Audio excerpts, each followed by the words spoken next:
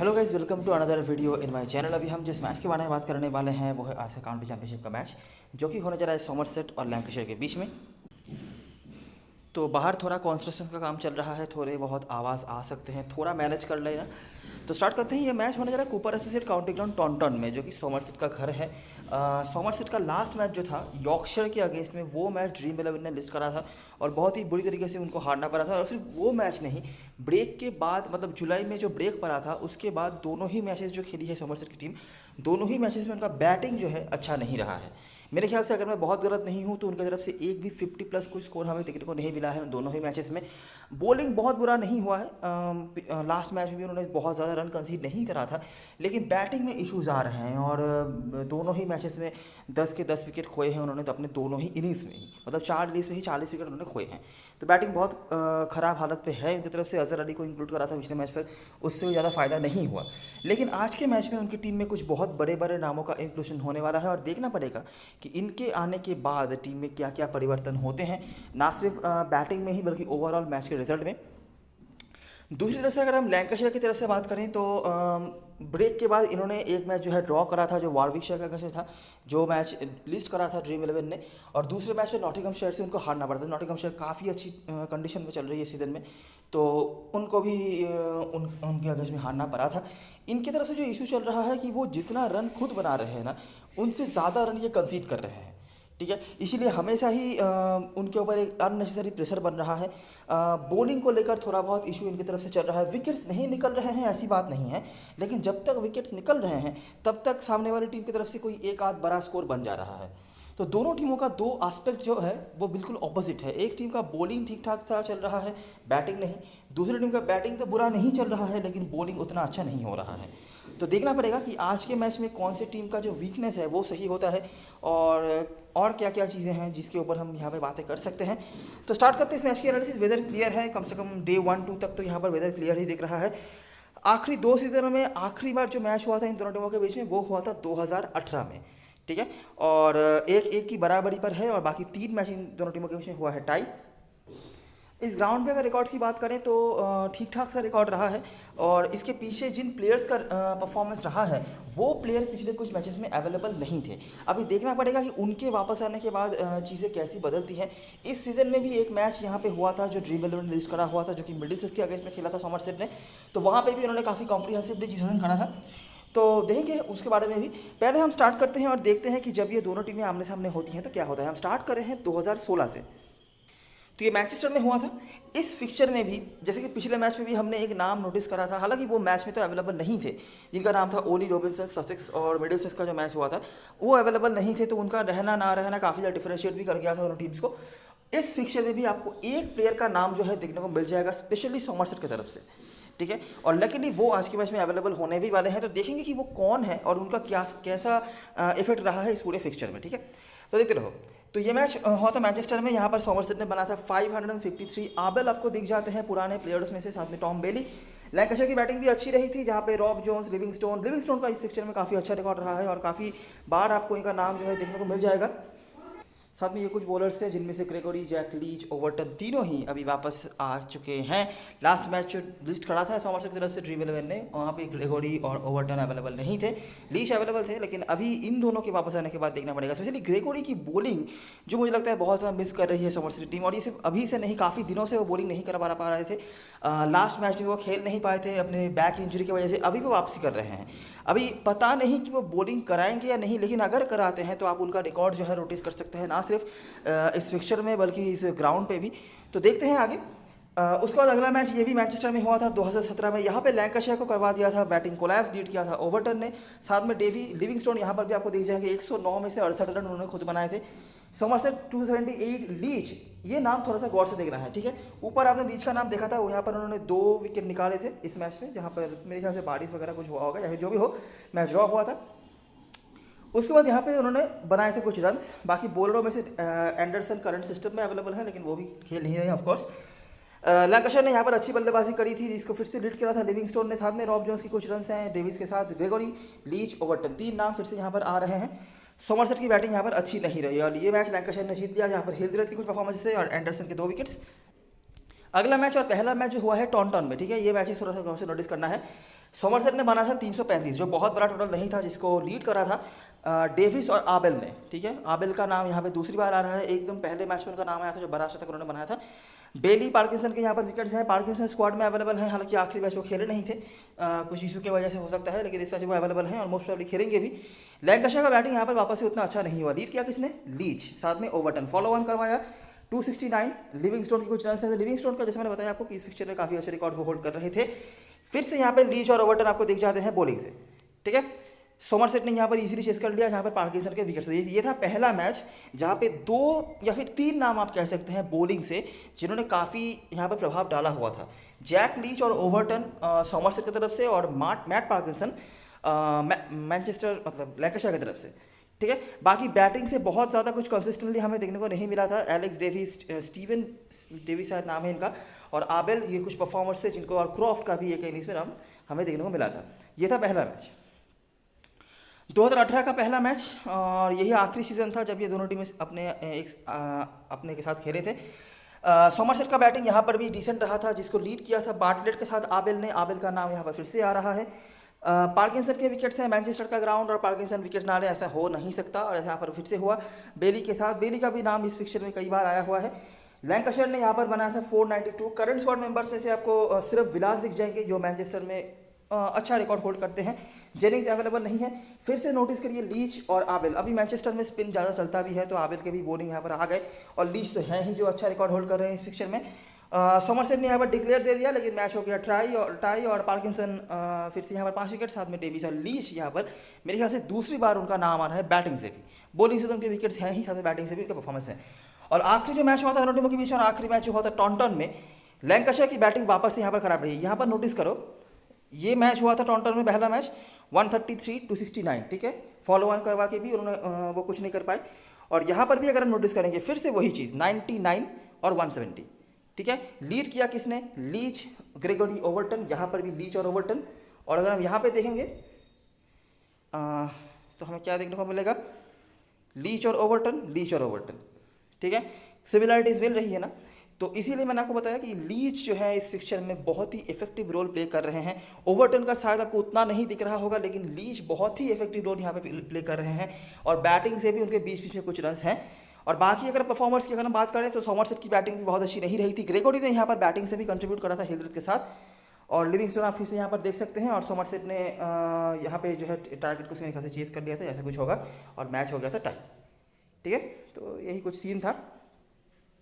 हालांकि मुझे समझ में तो नहीं आया कि यहाँ पर टाई कैसे हो गया, क्योंकि टारगेट मतलब 77 उन्होंने बनाया था, तो इसीलिए टाई हुआ होगा शायद।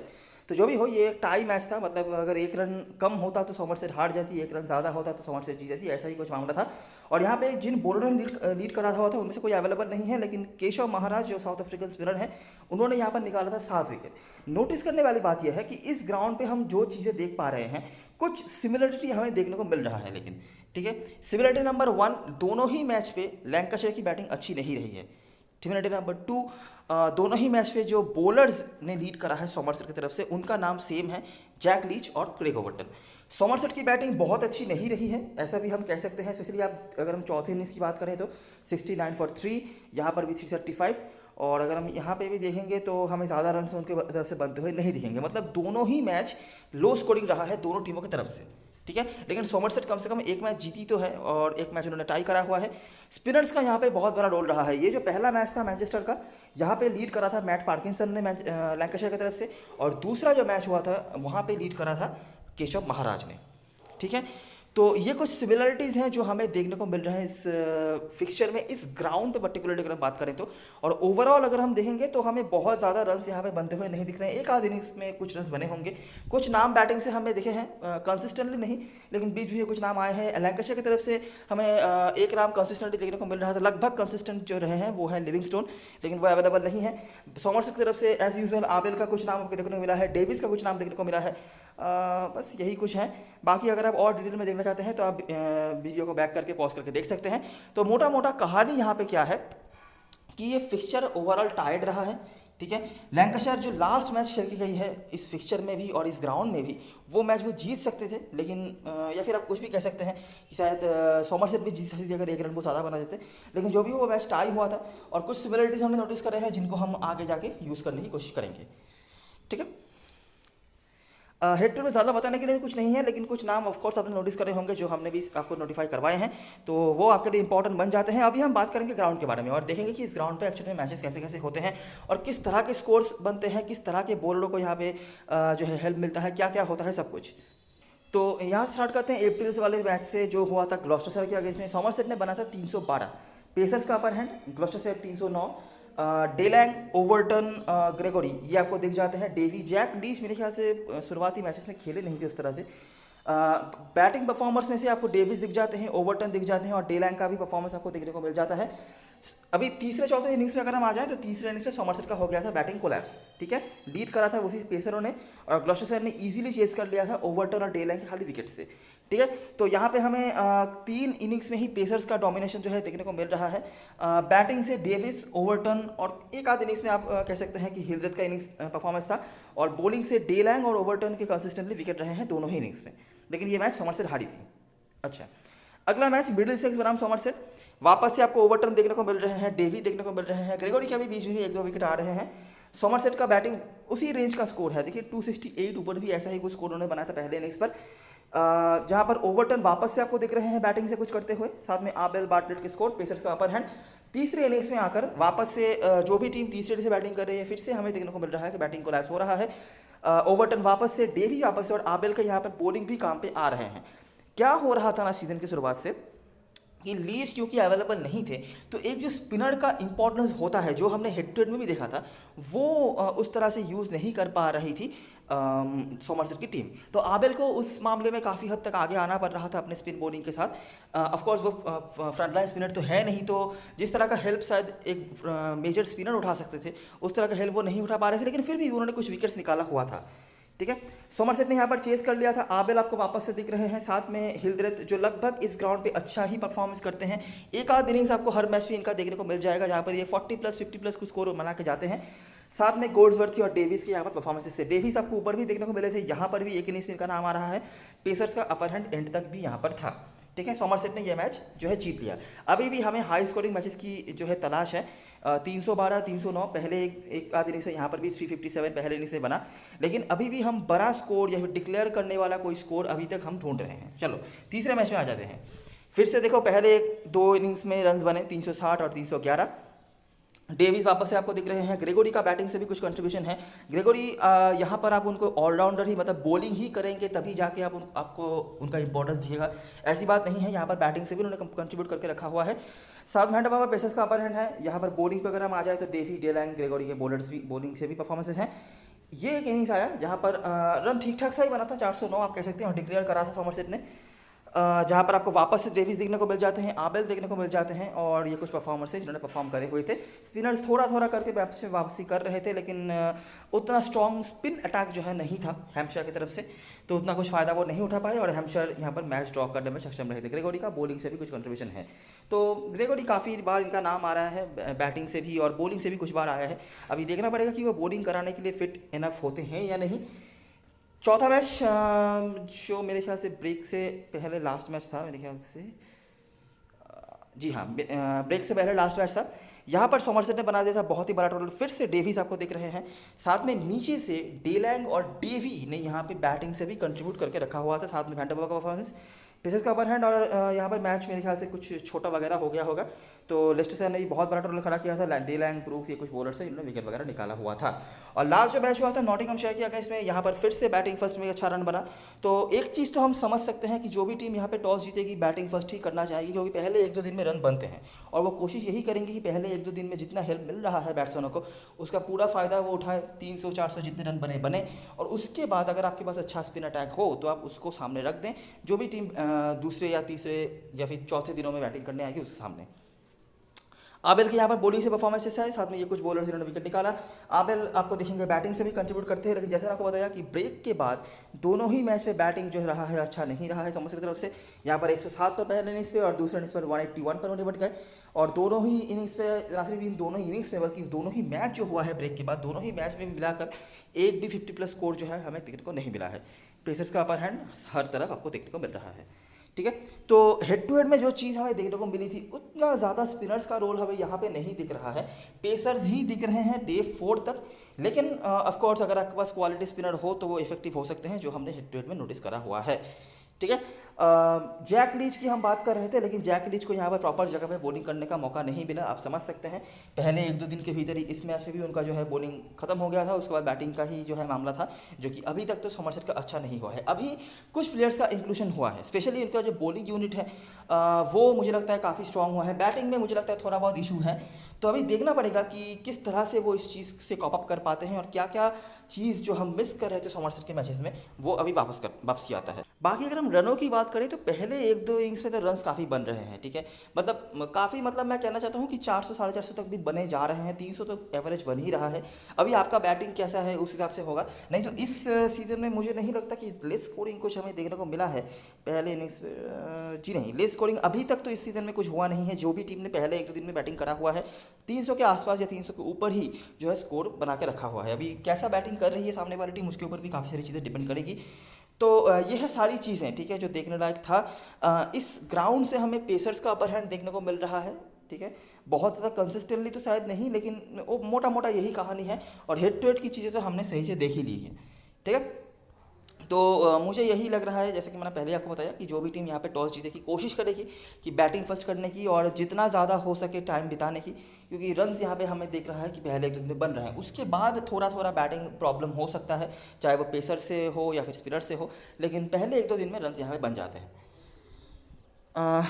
अगर हम इस सीज़न में परफॉर्मेंस की बात करें, ज़्यादा ग्राउंड में बताने के लिए कुछ नहीं है, लेकिन मैं पास्ट की अगर मैं बात करूं तो आबिल और हिलदत जैसे प्लेयर्स के नाम रहे हैं, तो अगर आप उनको कंसिडर करना चाहें तो कर सकते हैं। हिलदत का बहुत ज़्यादा कुछ नहीं रहा है, लेकिन हर मैच पे एक आध इनिंग्स कम से कम उनका आता है जहाँ पर 40-50 के आसपास वो स्कोर बना के जाते हैं, ऐसा देखा गया है। आबिल का ज़्यादा कंसिस्टेंट है, ऑफकोर्स बॉलिंग भी थोड़ा बहुत करवाते हैं वो, क्योंकि अभी तक इस सीजन में अगर हम बात करें तो डेविस और आबेल जो दो नाम आपने ऊपर देखे हैं, यहाँ पर भी उन्हीं का नाम है। हालांकि डेविस की कंसिस्टेंसी थोड़ी सी कमी नजर आई है, 32 का औसत है। आबेल कंसिस्टेंट ज़्यादा रहे हैं, लेकिन धीरे धीरे करके समर्सेट की बैटिंग की तरह इनका भी ग्राफ थोड़ा सा नीचे की तरफ जा रहा है। हालांकि बहुत ज़्यादा प्रेशर आ रहा है इनके ऊपर, आप समझ सकते हैं, वन मैन आर्मी की तरह चल रहे हैं बैटिंग में, तो उसका भी इफेक्ट हो सकता है। अभी देखना पड़ेगा कि कुछ प्लेयर्स की वापसी के बाद मिडिल ऑर्डर अगर स्ट्रॉन्ग हो जाए तो आबेल का रोल कैसा होता है। लैंकाशायर की तरफ से बोहानन ने पिछले मैच में भी बहुत ही बढ़िया परफॉर्मेंस करा हुआ था, जो मैच ड्रीम 11 लिस्ट भी करा हुआ था, और काफ़ी अच्छे फॉर्म पर वो चल रहे हैं, और हर फॉर्मेट में ही उन्होंने जो है मोमेंटम गेन करा हुआ है, चाहे वो वाइटलिटी ब्लास्ट हो या फिर रॉयल लंडन कप के भी लास्ट एक आध मैच में उन्होंने अच्छा परफॉर्मेंस करा हुआ था, और यहाँ पर भी चल रहा है। उसके बाद डेविस हैं, और ल्यूक वेल्स है। डेविस काफ़ी कंसिस्टेंसी की कमी नजर आ रही है, और ल्यूक वेल्स ने भी बीच बीच में उन्होंने बना के रखा हुआ है।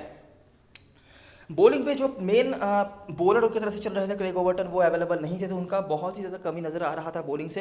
हालांकि बॉलिंग बहुत ख़राब तो नहीं हुआ था उनके जाने के बाद भी, लेकिन ये बैटिंग का भी एक क्वेश्चन प्रोवाइड करते हैं, वो थोड़ा बहुत मुझे लगता है मिस कर रही थी समरसेट की टीम। इसके अलावा डेवी उनके जाने के बाद, स्पेशली उनके जाने के बाद उन्होंने काफ़ी अच्छा रिस्पॉन्सिबिलिटी लिया हुआ था, अभी थोड़ा बहुत उनके ऊपर शायद रिस्पॉन्सिबिलिटी कम आए। ग्रेगोरी लीच उसके बाद आते हैं। लैंकाशायर की तरफ से बेली, महमूद और बेली और महमूद का नाम आपको दिख जाएगा। पार्किंसन ज़्यादा मैचेस खेले नहीं थे, और पिछले मैच में भी उनको ड्रॉप कर दिया गया था, रेस्ट हुए थे, कुछ होगा। महमूद अवेलेबल नहीं है, और बचे रहे बेली, जिनका भी इस फिक्चर में कुछ कुछ नाम है। अभी बात करते हैं प्लेइंग 11 के बारे में, और देखते हैं क्या क्या मेजर चेंजेस जो हैं दोनों टीमों की तरफ से हो सकते हैं। सोमरसेट की तरफ से ओपनिंग कर रहे थे आबेल के साथ लामन भी, ठीक है। अभी क्या है कि इनके पास अजहर अली भी हैं, जिनसे भी ओपनिंग कराई जा सकती है। बैंटन है जो भी ओपनिंग कर सकते हैं। डेविस भी ओपनिंग कर सकते हैं। अभी मुझे लगता है क्योंकि ग्रेगोरी और ओवर्टन वापस आएंगे, तो हो सकता है कि लेमन भी का पत्ता साफ हो जाए, ठीक है, और डेविस वापस से ओपनिंग पे आ जाए। मुझे लगता है आबेल अगर मिडिल ऑर्डर में आते हैं तो उनके लिए बेटर हो सकता है, क्योंकि बेस्ट परफॉर्मेंस जो आया है वो मिडिल ऑर्डर से ही आया है। ओपनिंग में उतना कंफर्टेबल तो ये मुझे नज़र नहीं आ रहे हैं। हालांकि टीम में तो आपको रखना पड़ेगा फिर भी, लेकिन मुझे थोड़ा सा वो स्ट्रगल करते नज़र आ रहे हैं। बाकी बॉलिंग वगैरह कराते हैं तो उस हिसाब से आप सोच सकते हैं। तो देखना पड़ेगा डेविस ओपनिंग करते भी है या नहीं, या फिर से लेमन बी से ओपनिंग करवा के किसी और प्लेयर को ड्रॉप कर देते हैं। पॉसिबिलिटी है कि बैंटन के ऊपर भी कुछ सेक्रीफाइस वाला बटन दबाए टीम, लेकिन चांसेस कम है क्योंकि जनरली बैंटन को टीम ड्रॉप नहीं करती है। हालांकि आपको पता ही होगा कि बहुत ही ज़्यादा खराब फॉर्म पे से गुजर रहे हैं बैंटन, तो देखना पड़ेगा कि क्या करती है टीम। और मुझे लगता है कि डेविस से ही ओपनिंग करानी चाहिए अगर लेमन बी को बाहर करती है टीम तो। उसके बाद हिल्ड्रेथ है, अजहर अली है, बैंटन, ग्रेगोरी, ओवर्टन, ये दोनों मिडिल ऑर्डर में आएंगे। ग्रेगोरी बैटिंग से तो आपको कंट्रीब्यूट करके देंगे ही, ये तो पक्की बात है। अभी बॉलिंग वो कराएंगे या नहीं इस बारे में कोई क्लियर कुछ स्टेटमेंट नहीं दिया है क्लब की तरफ से, कुछ हमने देखा नहीं है, लेकिन इतना मुझे पता चला है कि वो अभी फिट हैं। अभी इस फिट का मतलब क्या है, मैच फिट मतलब बैटिंग के लिए फिट या बॉलिंग के लिए भी फिट हैं, ये तो पता पाना मुश्किल है, शायद लास्ट में कुछ पता भी चले। इसके अलावा जैक लीच है, डेलैंग और डेवी। बॉलिंग अटैक मुझे फिट से काफ़ी अच्छी नज़र आ रही है, स्पेशली अगर ग्रेगोरी भी थोड़ी बहुत बॉलिंग करा लेते हैं तो मुझे बहुत ही ज़्यादा स्ट्रॉन्ग नज़र आता है समरसेट की बॉलिंग। बैटिंग को लेकर आप कह सकते हैं, लेकिन बॉलिंग मुझे लग रहा है कि यहाँ पे ड्रॉपेबल प्लेयर्स बहुत ही कम नज़र आएंगे आपको। तो इनमें से जो प्लेयर्स हमारी टीम में होंगे, आबिल को आपको रखना पड़ेगा क्योंकि थोड़ा बहुत रिकॉर्ड जो है हेड टू हेड में वो इनके तरफ से ही है। बॉलिंग भी थोड़ा बहुत करवा रहे हैं क्योंकि यहाँ से डेविस, ये दोनों बैटिंग से, और उसके बाद यहाँ पे ओवर्टन, लीच, डेलैंग, डेवी, ये चारों ही लेने लायक प्लेयर हैं। अभी देखना ये पड़ेगा कि हम इनमें से कितनों को ले पाते हैं। ग्रेगोरी को अगर आप लेने जाते हैं तो टीम का बैलेंस थोड़ा बहुत बिगड़ सकता है, ठीक है। तो वो आपको देखना पड़ेगा कि इन 5 में से आप कितनों को ले पाते हैं। बाकी मैं छोड़ने के लिए तो किसी को भी सजेस्ट नहीं करूंगा, लेकिन मुझे जितना लग रहा है कि डेवी का रोल थोड़ा बहुत बदल सकता है ओवर्टन के आने के बाद, ठीक है। मैं उनके कैपेबिलिटी को अंडर एस्टिमेट नहीं कर रहा, लेकिन हो सकता है कि थोड़ा ओवर्स कट जाए या फिर ऐसा कुछ हो, क्योंकि डेलैंग तो शुरुआत से ही थे और डेवी ओवर्टन जब एक साथ खेल रहे थे तब डेवी का विकेट्स नंबर थोड़ा सा कम ही चल रहा था ओवर्टन से, ठीक है। अभी ओवर्टन जब नहीं थे तो डेवी का रोल बढ़ गया था। अभी वापस से जैसे कि ओवर्टन वापस आ जाएंगे तो हो सकता है कि डेवी का रोल कुछ अलग भी हो, लेकिन अभी भी मैं कहूँगा कि स्मॉल लीग में आप ज़रूर से नहीं छोड़ना चाहेंगे इनको। तो देखना पड़ेगा किस तरह से हम मैनेज कर पाते हैं। बाकी बेंच पे इनके पास बहुत सारे प्लेयर्स हैं जिनमें से मौका मिल सकता है वैंडरमेर, गोल्ड्सवर्थ में से किसी एक को जो थोड़ा बहुत स्पिन का भी ऑप्शन प्रोवाइड कर देंगे अगर पिच में थोड़ा बहुत स्लोनेस वगैरह कुछ हो तो वो देखना पड़ेगा। हालांकि मुझे लगता नहीं कि ज़्यादा कोई चांस होगा इनमें से किसी का भी खेलने का। देखते हैं बाकी टॉस के बाद क्या होता है। बात करते हैं लैंकाशायर की तरफ से, तो जो चेंजेस आपको देखने को मिल सकते हैं वो है कि पार्किंसन जो लास्ट मैच खेल नहीं थे वो वापस आएंगे, और टॉम बेली या फिर यहाँ पर एक बॉलर होंगे जेक ब्लैथरविक नाम के, इन दोनों में से कोई एक खेल सकता है साकिब महमूद के जगह पर। मुझे लगता है टॉम बेली को मौका मिल सकता है क्योंकि सेकंड स्पिनर का ऑप्शन प्रोवाइड कर देंगे। हालांकि अगर टीम चाहे तो यहाँ पे रॉब जोन्स बॉलिंग करा सकते हैं, बोहानन भी बॉलिंग करा सकते हैं, ल्यूक वेल्स भी बॉलिंग करा सकते हैं, तो टीम इनसे भी बॉलिंग ऑप्शन प्रोवाइड करवा सकती है, ठीक है। तो टॉम हार्टली जो है, टॉम हार्टली के जगह पर टीम अगर चाहे तो ब्लैथरविक को यूज़ करवा सकती है। ब्लैथरविक लोअर डिवीजन में काफ़ी कंसिस्टेंट विकेट टेकर रहे थे, इस सीज़न में भी मेरे ख्याल से एक आध मैच उन्होंने खेला हुआ है लंकाशायर की तरफ से और काफ़ी प्रभावित करा हुआ था। अगर आप चाहें तो कंसिडर कर सकते हैं। बड़ी लीग में है क्योंकि छोटी लीग में ऑलरेडी आप समझ गए होंगे काफ़ी सारे बॉलर्स आपके पास ऑलरेडी होने वाले हैं, तो उसके बाद इनको मैनेज कर पाना काफ़ी मुश्किल हो सकता है। बाकी प्लेयर्स की अगर हम बात करें तो बाल्डरसन ने पिछले मैच में अपना पहला हाफ सेंचुरी जो है लगाया था और इनको काफ़ी अच्छी तरीके से टीम यूज़ कर रही है। सबसे बड़ी बात यही है, बॉलिंग भी प्रॉपर्ली इनको मिल रही है, तीसरे नंबर पर बॉलिंग पे आ रहे हैं, 20-25 ओवर की बॉलिंग कहीं नहीं जा रही है।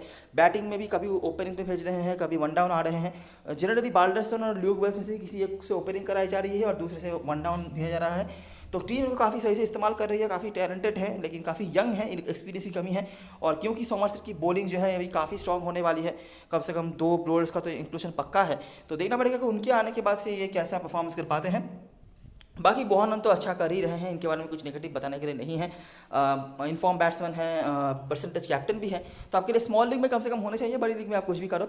डेन विलास मेरे ख्याल से कीपिंग भी करेंगे, और मेरे ख्याल से नहीं, कीपिंग वही करेंगे क्योंकि लेवल जो कीपिंग कर रहे थे इस टीम के होकर वो अवेलेबल नहीं है, तो इनका इंपॉर्टेंस ज़्यादा हो जाता है आपके लिए क्योंकि कीपिंग के पॉइंट्स भी आपको ये देंगे। बाकी बैटिंग से भी अच्छा ही कर रहे हैं ऑफ लेट लास्ट कुछ मैचेस में, चाहे वो कोई सा ही फॉर्मेट क्यों ना हो। नीचे आएंगे तो क्रॉफ्ट है, जोन्स है, मैट पार्किंसन हम इनको छोड़ नहीं सकते, इनके हेड टू रिकॉर्ड काफ़ी डिसेंट रहे हैं, और हिस्ट्री ये कह रहा है कि इस ग्राउंड पे हमेशा ही सोमरसेट को दिक्कत में डाला हुआ है किसी स्पिनर ने, तो उस हिसाब से मैट पार्किंसन, इवन हार्टली का भी इंपॉर्टेंस जो है बढ़ सकता है, लेकिन ऑफकोर्स मैट पार्किंसन ही हम लेना चाहेंगे स्मॉल लीग में।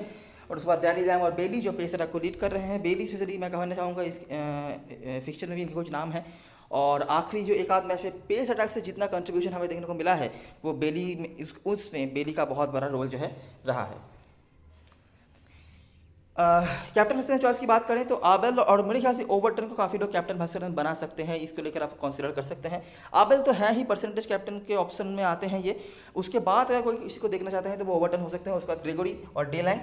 रिस्क लेना है तो डेवी स्पेशली लीच का मैं कहूँगा कि इस फिक्चर में आप कंसिडर कर सकते हैं, और काफ़ी तंग करके रखा हुआ है उन्होंने लैंकाशायर की टीम को। और हिलरत यहाँ से जो ले सकते हैं आप, हालांकि बहुत ज़्यादा कुछ सॉलिड कुछ बेसिस नहीं है, अगर आप चाहें तो कंसिडर कर सकते हैं। लैंकाशायर की तरफ से बोहरन परसेंटेज कैप्टन होंगे। उसके बाद वेल्स के साथ लोग जा सकते हैं। विलास अभी काफ़ी लोगों के टीम में होंगे, ठीक है, ये आप कंसिडर करके रख सकते हो। आखिरी मैच में काफ़ी अच्छी बैटिंग उन्होंने करी हुई थी। और उसके बाद पार्किंसन। रिस्क लेना है तो डैनी लैम और बेली में से डैनी लैम का परसेंटेज थोड़ा थोड़ा कम हो रहा है, लेकिन स्पेशली इस फॉर्मेट में, लॉन्गर फॉर्मेट में हमेशा ही इंपॉर्टेंट प्लेयर माने जाते हैं डैनी लैम। बॉलिंग से तो कंट्रीब्यूट करते ही हैं, और बैटिंग हैंड इनका बहुत ही अच्छा है, और ये तो आपको ओवर द सीजन पता चल भी रहा होगा। और उसके बाद रॉब जोन्स, अगर आप बड़ी लीग में चाहते हैं तो कंसिडर कर सकते हैं। तो मैंने इस तरह का एक स्ट्रक्चर बना के रखा है। यहाँ पर 2 प्लेयर्स मैंने खाली रखे हैं। बैटिंग सेशन में आप किसी को भी ले सकते हैं, मुझे कुछ खास प्रायोरिटी वगैरह नहीं है। हिलग्रेथ का ऑप्शन है जिनको लोग ले सकते हैं थोड़ा बहुत, या फिर रॉब जोन्स, इन दोनों में से आप किसी एक को ले सकते हैं। बाकी जो ऑप्शंस हैं इनमें से क्रॉफ्ट भी एक ऑप्शन है, लेकिन खास कुछ उन्होंने करा नहीं है। अजहर अली का भी ऑप्शन है, मतलब अजहर अली, हिलग्रेथ, रॉब जोन्स, इन तीनों में से ले सकते हैं आप ऑफकोर्स। इनमें से रॉब जोन्स को शायद स्मॉल लीग में नहीं लेंगे, तो बचे अजहर अली और हिलग्रेथ, इन दोनों में से किसी एक को ले सकते हैं आप। इसको लेकर मुझे नहीं लगता ज़्यादा कुछ वैरी कर सकता है आपका। बाकी विलास को लिया है मैंने, कीपिंग भी कर देंगे थोड़ा बहुत, और बोहनन। ऑलराउंडर सेशन में मैंने सिर्फ आबेल को रखा है। अभी एक चीज़ नोटिस करने वाली है, अगर आपको पता चलता है कि आबेल वापस से ओपनिंग कर रहे हैं, आप एक बार के लिए सोच सकते हो, लेकिन बहुत बड़ा रिस्क होगा, क्योंकि आबेल इनफॉर्म प्लेयर हैं और बड़े प्लेयर हैं, काफ़ी एक्सपीरियंस प्लेयर भी हैं। कुछ मैचों में ओपनिंग में नहीं चले हैं, तो ज़रूरी नहीं कि वो उस रोल पे खुद को अडाप्ट नहीं कर पाएंगे। हो सकता है आज के मैच में भी वो कर लें, तो इसीलिए इनको ड्रॉप करना बहुत बड़ा रिस्क हो सकता है। और क्योंकि ये सबसे बड़ी बात, ये बॉलिंग भी कराते हैं, ठीक है। अगर आप चाहो तो आबेल के जगह पर या फिर आबेल के साथ भी ग्रेगोरी को ले सकते हो। अभी ग्रेगोरी के बॉलिंग के बारे में मुझे कुछ पता नहीं है अभी के लिए, अगर कोई अपडेट आता है तो टेलीग्राम में बता दिया जाएगा। इसके अलावा अगर आप ग्रेगोरी को नहीं लेना चाहते हैं तो आप यहाँ पे डे लाइन के साथ भी जा सकते हैं, जिनको मोस्ट जनता लेने वाली है, ठीक है। आप ऐसा स्ट्रक्चर भी बना सकते हैं। एक चीज़ याद रखना, डे लाइन, ओवरटन, ये दोनों ऑलराउंडर की तरह यूज होते हैं। इनके पास बैटिंग भी मिल जाती है। ओवरटन तो ऑलराउंडर ही है, ये ऑलराउंडर में ही थे लास्ट मैच में भी, जो खेले थे वहाँ पे भी। अभी इनको बॉलर में दे दिया गया है, और डेवी लीच भी बैटिंग कर सकते हैं। तो इनको लेकर ये मत सोच लेना कि हमने एक बॉलिंग हैवी टीम बना ली है, ठीक है। जैसी बैटिंग चल रही है सोमरसेट की, देखिए इनके जो इंटरनेशनल प्लेयर्स हैं, उनके आने के बाद इनकी बॉलिंग स्ट्रांग हुई है, बैटिंग नहीं, ठीक है। तो ऐसी कोई बात नहीं है कि इनके पास बैटिंग नहीं आ सकती, और ऐसी कोई बात नहीं है कि इनको बैटिंग नहीं आती है, ठीक है। तो बैटिंग तो इनको मिलने वाली ही है, बाकी बॉलिंग से ये कंट्रीब्यूट कर रहे हैं। लीच को कम लोग ले रहे हैं, लेकिन लीच मैं छोड़ नहीं सकता, और रीज़न आपको पता चल गया होगा अभी तक। डे लैंग और डेवी में मैं थोड़ा बहुत कंफ्यूज रहा हूँ, लेकिन ये दोनों बैटिंग भी कर लेंगे, तो इसीलिए मैं छोड़ना नहीं चाहता। अगर आप चाहते हैं दोनों में से एक की जगह पर ग्रेगोरी को ले सकते हैं। ग्रेगोरी को काफ़ी लोग कैप्टन बना सकते हैं, और अगर ग्रेगोरी बॉलिंग करने लग जाते हैं, जिसका कोई गारंटी नहीं है, लेकिन अगर करने लग जाते हैं तो आप समझ सकते हैं कि बहुत इंपॉर्टेंट प्लेयर बनने वाले हैं, ठीक है। यहाँ से मैंने सिर्फ बेली और पार्किंसन को रखा है। इसके अलावा भी अगर आप चाहते हैं तो यहाँ पे आपके पास लैम का भी ऑप्शन होएगा, जिनको आप ले सकते हैं। लोग थोड़ा थोड़ा करके इनको भूल रहे हैं। और यहाँ पे आपके पास नीचे ब्लैथरविक का भी ऑप्शन रहेगा। मुझे नहीं लगता स्मॉल लीग में कोई भी इनको लेने वाला है, लेकिन काफ़ी कंसिस्टेंट विकेट टेकर रहे हैं लोअर डिवीजन क्रिकेट में, चाहे तो कंसिडर कर सकते हैं। स्पेस शायद नहीं होगा आपके पास, इसीलिए मैं इनिशियली नहीं कह रहा, और मुझे नहीं लगता और कोई ज़्यादा ऑप्शन आपके पास बनने वाला है। तो इनमें से ही आप देख सकते हैं। हार्ड टीम अगर आप बड़ी लीग में चाहे तो कंसिडर कर सकते हैं, ठीक है। तो छोटी लीग के लिए यही मेरा स्ट्रक्चर होगा। यहाँ पर सिर्फ ग्रेगोरी का इंक्लूजन मैं कर सकता हूँ इन दोनों में से किसी एक के जगह पर, और कोई एक बैट्समैन अजहर अली और हिलरत में से स्मॉल लीग में आप ले सकते हैं। कैप्टन वाइस कैप्टन चॉइस की बात करें तो इस ग्राउंड पे मैं हमेशा ही कहता हूं कि ओवरटन बहुत ही इंपॉर्टेंट रोल प्ले करते हैं, बैटिंग से भी बॉलिंग से भी, और आपने ये चीज़ देखा भी होगा, क्योंकि अभी तक इस ग्राउंड पे हमने पेसर्स का ही अपर हैंड होते हुए देखा है। तो ओवरटन काफ़ी इंपॉर्टेंट प्लेयर बन सकते हैं आपके लिए कैप्टनसी के मामले में, ठीक है। हो सकता है अभी लोग कैप्टन इनको नहीं बनाए, लेकिन टीम में सबके होंगे, तो इनका एक्स्ट्रा कुछ फ़ायदा अगर आपको लेना है तो कैप्टन बना के आप ले सकते हैं। इसके अलावा लीच, जिनके हेड टू हेड रिकॉर्ड बहुत ही अच्छे हैं, और हर मैच में ही इन्होंने कुछ ना कुछ कंट्रीब्यूट करके रखा हुआ है इस टीम के अगेंस्ट में। आबेल का ऑप्शन बना रहता है, लेकिन क्योंकि ओपनिंग कर रहे हैं तो वहीं पे मैं थोड़ा बहुत अटक रहा हूँ कि अगर फिर से वो ओपनिंग करने आते हैं तो अभी तक कुछ खास उन्होंने करा नहीं है, कर पाएंगे या नहीं, ठीक है। नहीं तो ये हमेशा ही कैप्टनसी मटेरियल बने रहते हैं। तो मुझे लगता है स्मॉल लीग के लिए ये 3 आपके लिए अच्छे ऑप्शन हो सकते हैं, अगर हम ग्राउंड और हेड टू हेड को कंसीडर करके देखें तो। लैंकाशायर की तरफ से एक नाम आ सकता है जो है मैट पार्किंसन का, लेकिन अभी तक इस सीज़न में हमने स्पिनर्स का कुछ खास देखा नहीं है, तो इसीलिए रिस्की हो जाएगा, लेकिन टीम में ज़रूर से हम रख सकते हैं।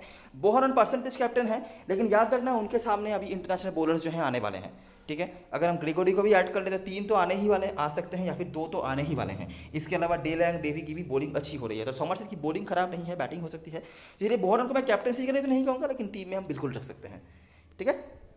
तो यही सारी चीज़ें और सारी एनालिसिस, अगर आपको वीडियो पसंद आया हो तो लाइक ज़रूर करना, सब्सक्राइब करना चैनल को, टेलीग्राम चैनल पे ज़रूर ज्वाइन हो जाना, क्योंकि इस मैच की फाइनल जो अपडेट्स वगैरह आएंगी वो वहीं पे आएंगी। तब तक के लिए best luck for this match and good bye for now.